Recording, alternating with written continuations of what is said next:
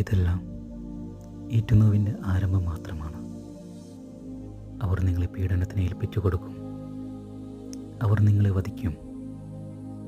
എൻ്റെ നാമനിമിത്തം സർവ്വജനങ്ങളും നിങ്ങളെ ദ്വേഷിക്കും.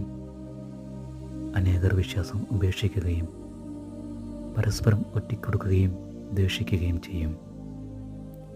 നിരവധി വ്യാജപ്രവാചകന്മാർ പ്രത്യക്ഷപ്പെട്ട് അനേകരെ വഴിതെറ്റിക്കും.